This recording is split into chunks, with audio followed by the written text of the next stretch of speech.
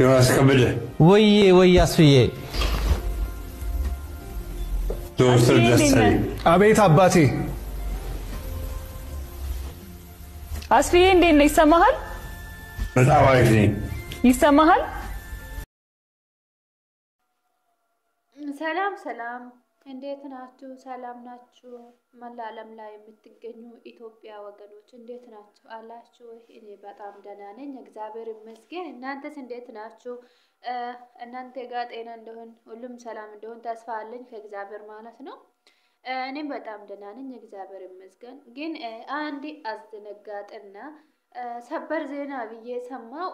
እውነት በጣም ነው አዘንኩትና የደነገጥኩት ነገር ነው። ዛሬ ማለት ነው በጠዋት እንቅልፌ ስነቃ ስልክ እንደዚህ ከጎኔ ስልኬ እንደዚህ ሲከፈት ማለት ነው በየሚዲያ በዩቲዩብ በቲክቶክ እንደውም በፌስቡክ ያየው ነገር በጣም የሚያስደነግጥ ነገር ነው። እሱ ምንድነው ስትሉኝ እንደዚህ በዚህም ዩቲዩብ ሲጀሳ በቃ በየቦታ ማለት ነው ብዙ ቦታ እሱ አሰፋ ማሸሻ ጋዜጠኛ አሰፋ ማሸሻ በዚህ ዓለም በሞት ተለይቷል ብሎ በሚዲያ ተለቀዋል። እኔ እውነት አላምንም ነበር። እሱ ተደኖ ወደ ኢትዮጵያ ተመልሶ በኢቢኤስ በቃ ሰላም ሆኖ በጤና ወደ አገር እንደሚመለስ ነው እኔ የሚያስበው ነበር። እግዚአብሔር ያለ እንጂ እኛ የምናስብ አይሆንም መቼም። ስለዚህ ለአሰፋ መሸሻ ነፍሱ እግዚአብሔር በቸርነቱ በምሕረቱ በገነት ነፍስ ያኖረ። እንደውም ለመላ ዓለም ኢትዮጵያ ወገን እንዲሁም ለወዳጅ ዘመድ ቤተሰቦች መጽናናት ውስጣችሁ ብያለሁ። ዱጋ ባኤን መጋድሲሳ ባኤን ጋድጆቹላ እሱ ከኢትዮጵያ ብሔር የተለየ ሰው ነው። መልካም ሰው ነው። ምስኪን የምስኪን አባት ዳሃች አባት ነው። እምነት ሳይል ብሔር ሳይል የተቸገረ ሁሉም በቃ ይረዳል። አባት ነው በቃ እሱ ለኢትዮጵያ ሕዝብ አባት ነው ብዬ ነው የማውቀው።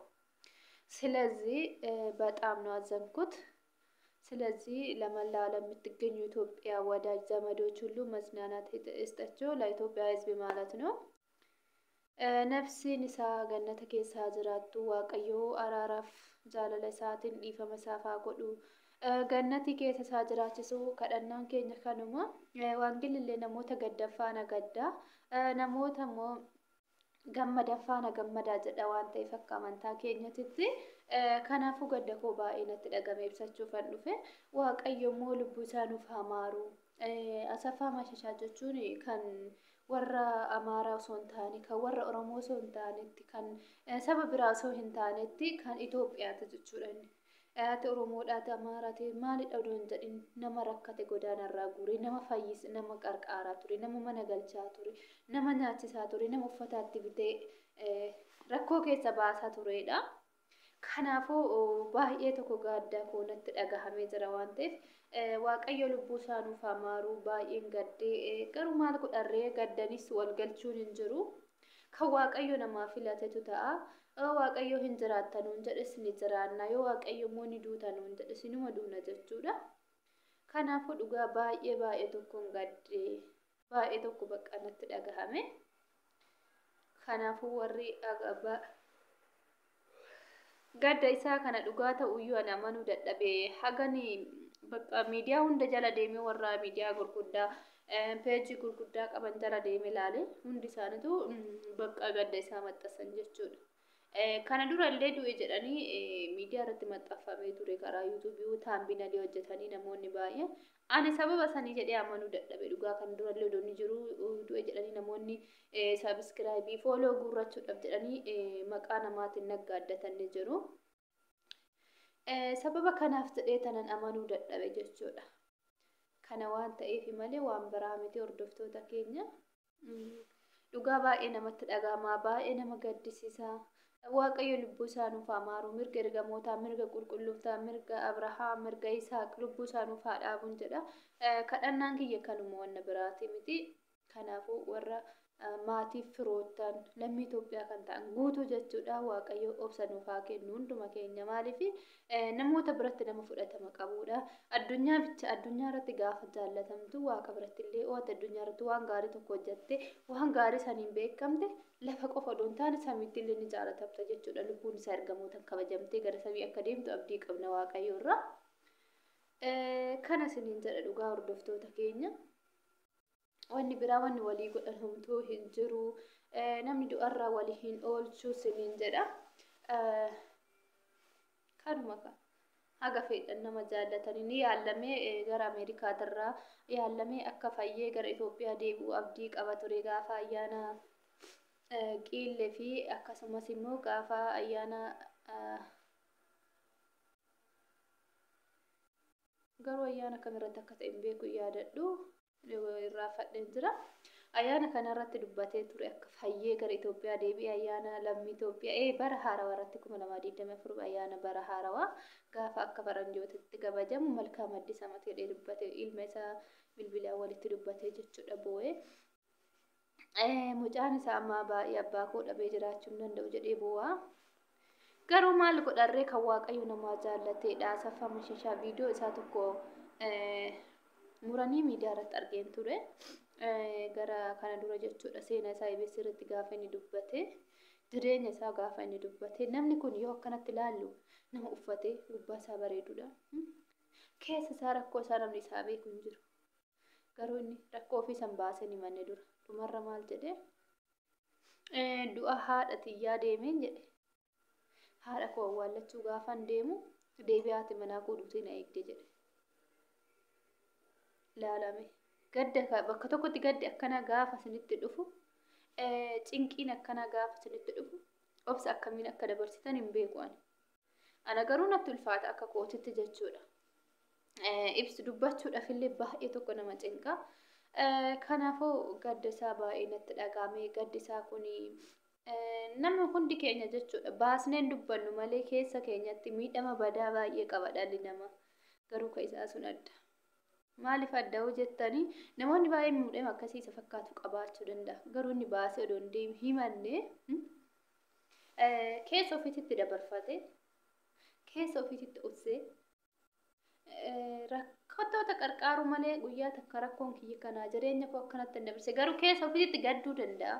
Garuu waaqayyo immoo gaarummaa isaatiin akka inni waan gaarii hojjetee jiru addunyaa kanarra darbu isa godhee jira jechuudha. Waaqayyo lubbuu isaa haa maaru.